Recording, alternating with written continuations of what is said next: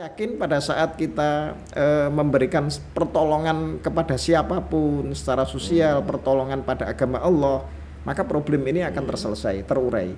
Sehingga nyaris sesungguhnya tetap kita punya problem, tapi tidak besar kalau urusan individu ini. Karena ini menurut saya ada keseimbangan di sini.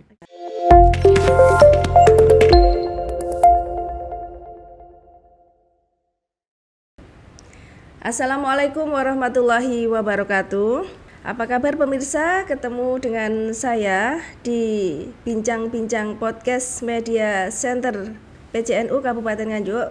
Pemirsa, di antara kita itu banyak yang senang berorganisasi. Nah, dalam berorganisasi bagaimana inovasinya, kita perlu yang namanya strategi dan bagaimana penguatan berorganisasi kayak gitu. Nah, saat ini sudah hadir narasumber kita, yaitu ini Bapak Dr. Ali Anwar. Pak Dokter, Assalamualaikum. Waalaikumsalam warahmatullahi wabarakatuh. Sehat ya? Siap dan sehat. Tetap semangat. Oke, Pak Dokter, kita akan bincang-bincang di podcast santai kita ya, kayak gitu. Siap. Nah, ini kita akan berbincang tentang strategi pengelolaan organisasi yang efektif. Nah, ini pentingnya berorganisasi itu apa sih? Siap, baik Mbak Lia. Saya memang kebetulan sejak kecil itu berusaha untuk senang berorganisasi. Oke, sudah tumbuh sejak kecil berarti. Oh, sebenarnya yang paling kuat pada saat itu adalah saat kuliah. Jadi sebelum kuliah ya sudah iya, sejak kecil sudah iya. Cuman pada saat kuliah itu yang menurut saya paling kuat pada saat itu. Jadi aktif di organisasi mahasiswa. Nah, di dalam berorganisasi itu menurut saya menjadi penting dan menjadi satu kebutuhan. Menjadi kebutuhan. Nah, jadi saya memaknai bahwa seseorang itu punya potensi pemikiran, potensi dia untuk interaksi dengan orang lain, mungkin lebih dalam bisa interaksi spiritual, tapi harus interaksi dengan yang lain. Nah, seperti itu. Dari potensi itu, baik itu intelektualnya, sosialnya, spiritualnya, ini adalah harus ada gesekan keluar, harus berinteraksi. Nah, disinilah menjadi bagian penting bahwa pada saat kita ingin menuangkan satu ide, gagasan, supaya tidak hanya sebatas dipikir ide di dalam diri, maka harus dituangkan, harus ada wadah yang namanya organisasi. Actionnya di situ. Ya, organisasi ini menjadi satu wadah ya untuk menampung ide gagasan. Kendaraannya ini organisasi ini nanti akhirnya untuk mengimplementasikan, untuk menuangkan gagasan bentuk aksi. Yang aksi ini tentu tujuan organisasi itu adalah untuk memberikan satu warna di dalam kehidupan, untuk melakukan satu perubahan, untuk melakukan satu dinamika, memberikan kontribusi di dalam hidup. Iya, alhamdulillah, berarti organisasi itu merupakan fitrah, Pak Dokter ya. Iya, bisa dikatakan fitrah, itu juga bisa. Itu. Tapi intinya organisasi itu adalah satu wahana untuk menuangkan ide gagasan dari seseorang biar efektif. Ide diri seseorang diaksikan secara individu itu lebih efektif dengan pola cara melalui organisasi sebagai wadahnya, pemirsa. Nah, ini sebelum saya tanya panjang lebar nih ya, ini saya mau tanya latar belakang Anda itu apa ya? Oh iya. Latar belakang, pemirsa. Yang jelas saya orang terdidik, insya Allah. Ini sudah suatu hal yang jelas ini kalau Pak Dr. Ali Anwar orang terdidik, ini latar belakangnya. Silakan. Jadi waktu mahasiswa sesungguhnya saya baru serius, menurut saya serius ketika itu. Jadi memang belajar bagaimana cara memetik gagasan, menuangkan gagasan, meraih gagasan, mencari inspirasi. Maka saat itu saya di semester awal menjadi mahasiswa itu masuk melalui organisasi PMII, melalui Mapaba ketika itu. Nah, setelah itu naik lagi ketika itu masih di komisariat pada saat itu di Stain Tulungagung. Nah, naik lagi pada saat itu kita juga aktif di BEM. Kalau sekarang BEM, kalau dulu Senat namanya. Sekarang Senat. Badan Eksekutif Mahasiswa. Badan Eksekutif Mahasiswa. Ya, Ini idolanya para cewek-cewek ini. Jadi kita di internal kampus melalui BEM, di eksternal itu adalah di PMI sampai kita naik lagi ketika itu sampai menjadi pengurus cabang PMI Kabupaten Tulungagung pada saat itu. Saat itu saya teringat wakil sekretaris jabatan saya, karena saya di mana-mana itu sesungguhnya lebih identik dengan jabatan-jabatan sekretaris sejak dulu. Sekarang pun juga sekretaris juga. Nah, setelah itu saya akhirnya pulang karena sudah selesai, maka saya aktif di Ikatan Sarjana Nahdlatul Ulama Kabupaten Nganjuk saat itu. Itu menjadi sekretaris, setelah itu wakil ketua, terus menjadi ketua 2 periode. Alhamdulillah. Nah, setelah itu kita baru menjadi sekretaris PCNO. Nah, ini yang kuat, tapi sesungguhnya lini-lini lain saya tetap berorganisasi di pondok. Di pondok dulu pernah menjadi ketua jamiah di pondok pesantren. Nah, pernah juga sempat mampir di IPNU tapi tidak lama. Di Ansor juga tidak lama. Nah, kalau di NU sempat menjadi ketua ranting pun pernah. Menjadi pengurus di MBC. Nah, sekarang konsentrasi saya adalah sebagaimana amanah di dalam konferensi Nahdlatul Ulama, pengurus cabang Nahdlatul Ulama Kabupaten Nganjuk, masa khidmat 2021-26 ini adalah diamanai untuk menjadi sekretaris PCNO. Sekretaris PCNO Kabupaten Nganjuk. Luar biasa, semoga ini berkah. Itu banyak sekali organisasi yang Pak Dokter ikuti. Pernah diampiri. Gimana bagi waktunya ya. Sekarang itu ya latar belakangnya memang Pak Dokter ini suka berorganisasi, suka di dalam kebersamaan. Iya. Nah, nggak pernah pulang nih, nggak pernah pulang. Ya karena memang di organisasi itu kalau saya menggambarkan tuh begini, saya pernah nanya orang mancing. Iya. Saya kan nggak begitu suka dengan orang mancing karena saya lihat duduk waktunya. Nah ternyata di situ ada kenikmatan tersendiri yang saya nggak tahu. Mancing ikan, bukan mancing yang lain loh ya. Bukan mancing perkara.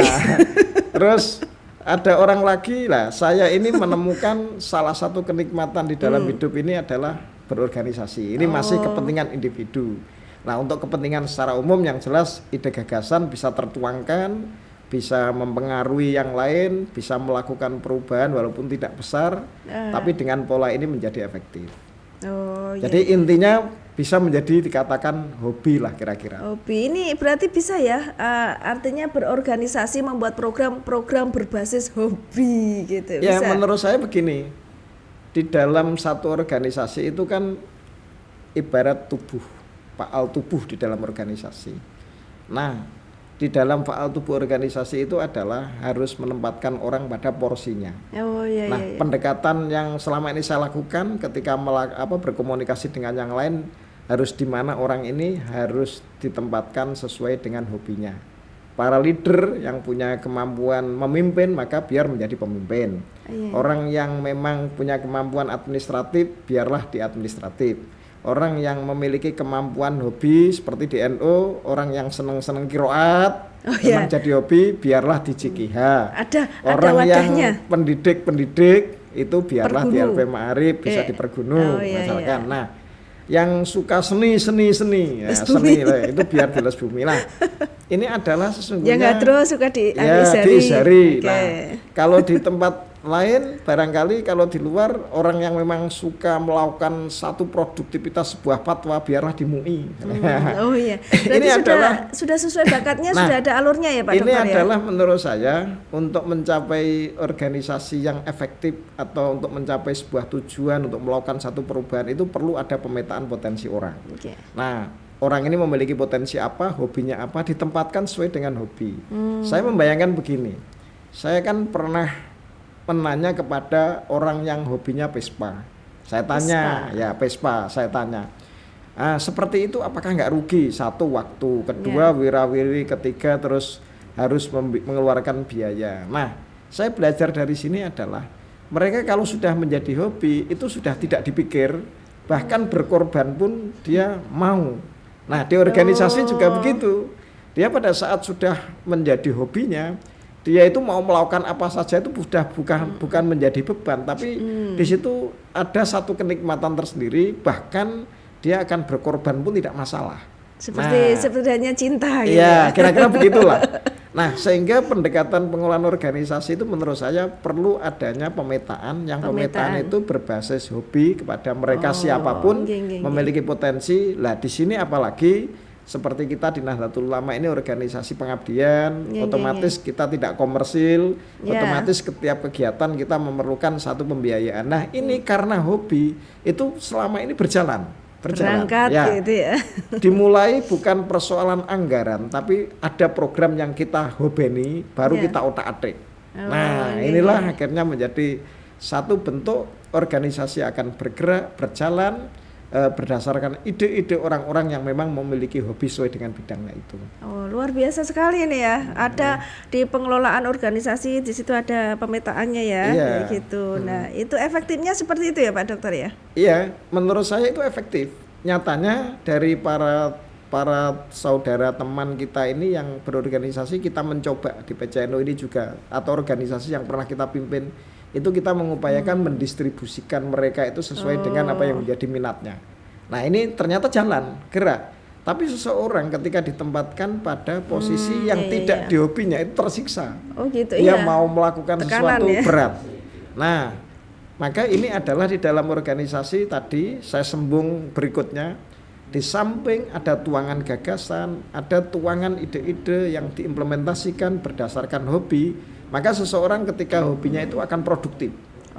Gitu. Ending akhirnya di dalam berorganisasi itu bukan hanya sekedar itu saja, tapi sesungguhnya kita adalah beribadah secara sosial melalui organisasi itu. Itu adalah salah satu puncak ibadah juga ya dengan sosial itu. Iya, jadi ibadah itu bukan hanya sekedar mahdoh, bukan hanya sekedar sholat, zikir, bukan. Tapi ada ibadah sosial. Ini bisa disebut dengan ibadah intelektual, ibadah sosial, ibadah spiritual. Nah, di dalam organisasi ini salah satu wahana implementasi yang menggunakan pendekatan sosial untuk melakukan satu gerakan, melakukan satu perubahan yang berangkat dari ide seseorang. Alhamdulillah, luar biasa. Pak Dokter, berarti ini kalau berorganisasi pasti erat kaitannya dengan manajemen, sebuah manajemen ya, yaitu mesti adanya planning, ada job description, ada actuating, ada controlling. Itu mesti paten pakai itu ya Pak Dokter? Ya, sebenarnya kan begini, seseorang itu ada yang berorganisasi itu menggunakan pendekatan alamiah, ada yang seperti itu. Jadi seperti apa itu contohnya? Alamiah itu dia merespon keadaan, memberikan solusi, merespon keadaan. Jadi dia berjalan tapi alamiah. Ada yang dengan menggunakan pendekatan teori. Jadi harus ada sebuah konsep teori, di mana kalau di dalam manajemen itu dikenal ada yang namanya perencanaan, ada yang namanya pengorganisasian, ada yang namanya pelaksanaan, ada yang namanya controlling atau evaluasi. Itu kalau saya memang menggunakan itu. Jadi mengapa begitu? Supaya terukur, langkahnya jelas, distribusi jelas.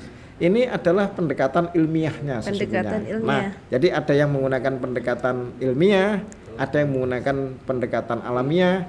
Nah, ada yang karena satu persoalan, tapi dia sembuhnya itu menjalani melalui organisasi juga ada. Ini mungkin obat spiritual kira-kira. Ekspresi diri. Ya. Nah, apalagi kalau di Nahdlatul Ulama itu ada sisi lain, kita sebenarnya kan mencari berkah. Para aktivis itu saya lihat sebenarnya nggak punya duit sebenarnya, juga kok sugih juga enggak. Tapi nyatanya cukup. Bahkan sering kita menemukan rasa itu sesuatu yang menurut saya adalah yang dia itu tidak menyangka. Itu di luar logika. Contoh hari ini itu saya kan kebetulan anak saya yang besar kan sudah mulai kuliah. Alhamdulillah. Nah, pada saat sebenarnya saya itu ya punya duit juga tidak, kok pinter juga tidak sebenarnya. Tapi pada saat ini anak saya itu pada saat masuk di perguruan tinggi itu saya nggak tahu mengapa bisa masuk melalui SNBP prestasi. Nah, ini padahal kita sebenarnya nggak patek ngajari saja sebenarnya, lebih keluar, kita sering keluar malah nggak pulang-pulang kata Pak Haji Subhan itu. Nah, hari ini yang saya syukuri adalah anak saya itu masuk di beasiswa Kemendikbud. Unggulan. Luar biasa ya Pak Dokter. Saya juga nggak tahu. Ini sebenarnya bukan karena saya pinter, bukan karena saya punya duit, bukan karena apa-apa. Tapi ini adalah menurut saya satu keberkahan pada saat saya berusaha belajar khidmat mengabdi di organisasi. Nah, inilah lini-lini ini yang kadang di luar dugaan kita, di luar nalar kita. Jadi kita memetik sesuatu yang sudah tampak, tapi di luar dugaan itu, tapi itu lahir. Iya. Nah, dan itu memudahkan kita. Akhirnya kan enggak ngeragati kan itu kuliahnya. Iya. Nah, Semuanya dari Allah. nah, cuman harus ada wasilah. Nah, wasilah kita ini adalah kita mau sholat banyak malam itu juga nggak patek kuat. Mau puasa yo nggak patek kuat karena digodoni kopi kalau ke warung-warung.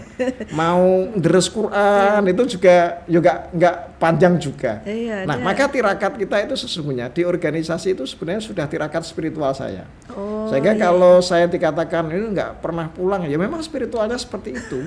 Ada yang selain saya itu spiritualnya kan di kuburan-kuburan, di sarean itu doa, itu memang versi dia. Lah, saya menggunakan pendekatan ini organisasi sebagai media spiritual perjalanan yang akhirnya kita alhamdulillah lah, kita kok tidak punya uang ya juga tidak, kok terlalu punya uang ya juga tidak, tapi cukup. Nah, kalau yang lain punya mobil kita punya, yang lain punya rumah punya, yang lain punya istri saya punya, yang lain punya anak saya punya. Lah, inilah bagi saya itu adalah menjadi media proses di dalam pengabdian hidup itu untuk melahirkan yang di sini itu tidak harus di sini, bisa di sini. Berarti gini Pak Dokter, kalau cukup itu sudah tentu banyak, tapi kalau banyak belum tentu cukup. Ya belum tentu, karena begini, cukup itu rasa kita. Rasanya. Nah, di organisasi itu menurut saya luar biasa. Kita kan dilatih harus menghadapi persoalan-persoalan yang ada kita pecahkan. Membantu orang lain yang punya problem itu marani, ya kita ajak ini. Nah, hampir setiap hari di organisasi yang kita pikir itu adalah mencari solusi-solusi kehidupan. Nah, solusi kehidupan yang kita cari di organisasi itu secara tidak langsung memecahkan solusi kita. Solve problem.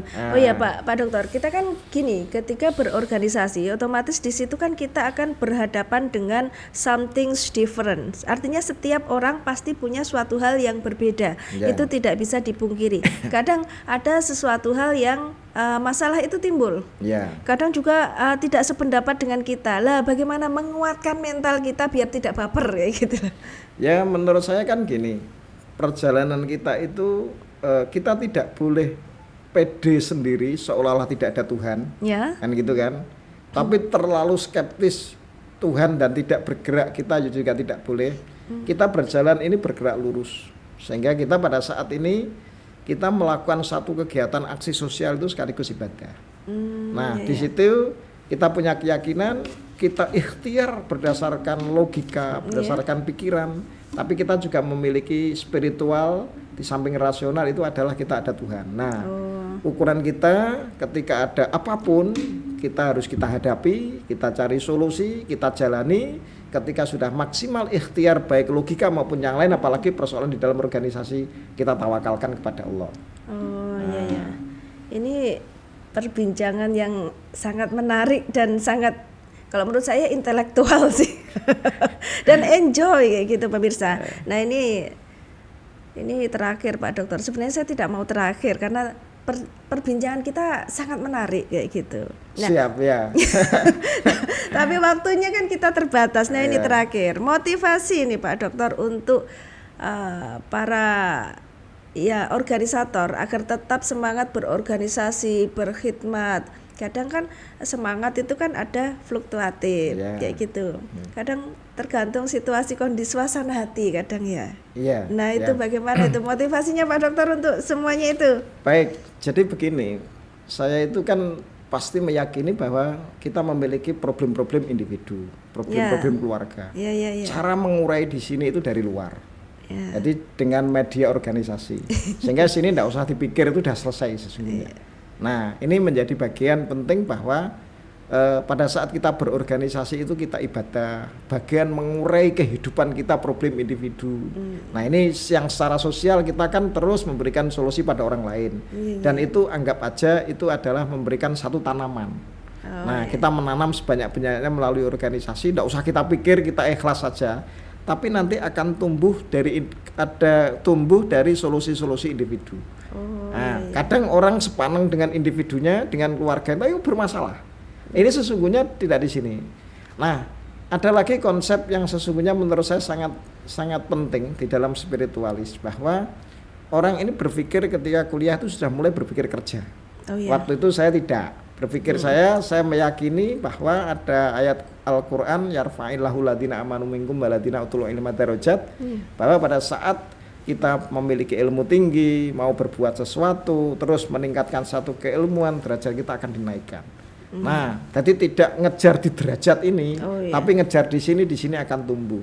Maka ini menurut saya adalah strategi putar. Jadi ketika ada problem-problem individu jangan diselesaikan di sini, ya iya, cuman inilah ranah ini. Jadi itu kembali ke nilai ibadah tadi ya. Sehingga gitu ini kan. Saya yakin pada saat kita memberikan pertolongan kepada siapapun secara sosial, pertolongan pada agama Allah, maka problem ini akan terselesai, terurai. Sehingga nyaris sesungguhnya tetap kita punya problem, tapi tidak besar kalau urusan individu ini, karena ini menurut saya ada keseimbangan di sini. Nah, sehingga banyak orang yang memikirkan dirinya, hanya memikirkan keluarga, bekerja ini, tapi problemnya tinggi, menumpuk, dan akhirnya menjadi persoalan besar. Nah, sehingga inilah menurut saya organisasi ini menjadi media untuk menyelesaikan problem individu, keluarga, keturunan kita ini melalui pengabdian di sini. Makanya kalau di pondok pesantren itu ada namanya khidmah. Nah, hasil dari khidmah itu ada sesuatu yang tidak disangka, dan di situ nanti akan memberikan satu pengangkatan derajat pada diri seseorang. Nah, makanya kalau ada keberhasilan diri saya, keluarga saya, itu saya meyakini bukan dari saya, dari sisi ini. Nah, jadi ibadah organisasi ini ya. Sehingga nanti lini garapan kita ketika hal di sini tidak harus di sini, tapi bisa dengan cara putar. Ini menurut saya strategi proses, tidak semua bisa begitu, tapi para aktivis bisa untuk melakukan ini. Iya, ini gini ya Pak Dokter, aduh enak ini sebenarnya.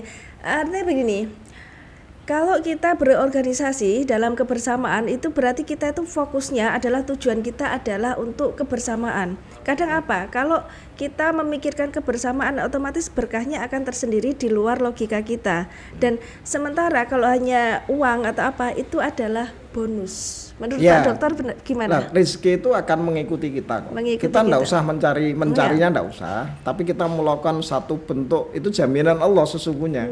Jadi siapapun yang dia meningkatkan sisi ilmu, derajat dinaikkan tuh ada ikut.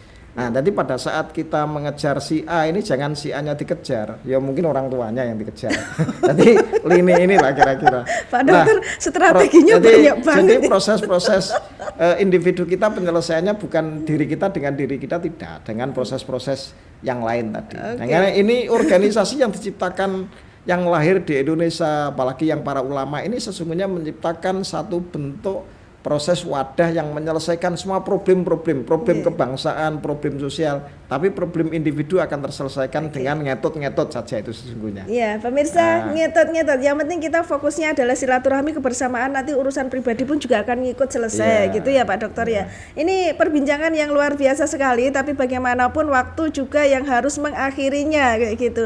Ini luar biasa karena apa? Kita berorganisasi itu menurut Bapak Dr. Ali Anwar itu adalah suatu hal ibadah kebersamaan, ibadah silaturahmi yang mana nanti berkahnya akan mengalir ya Pak Dokter di luar logika kita tanpa kita sadari, karena rezeki Allah itu tidak hanya berupa uang saja. Jaringan itu juga rezeki. Jaringan link itu rezeki kayak gitu. Jadi tidak hanya uang semata, gitu kan. Kesehatan, jaringan, relasi, silaturahmi. Orang yang aktivis itu awet muda. Karena bertemu dengan teman-temannya mesti ngobrol, problemnya habis diobrolkan, selesai, sehat lagi. Berarti gini, kalau saya bertemu Pak Dokter artinya menimbulkan energi juga ya. Oh iya, saya nggak minta uang aja saya kasih, tapi cerita. Artinya gini, itu pengaruh dengan ekspresi wajah kita dan kita tetap selalu awet muda dan berdarah muda gitu ya Pak Dokter. Siap. Terima kasih Pak Dokter. Satu kata dari Pak Dokter tadi ya, yang penting apa ya, suatu hal yang cukup. Cukup. Kalau cukup sudah tentu dinikmati, disyukuri. Kalau cukup sudah tentu banyak.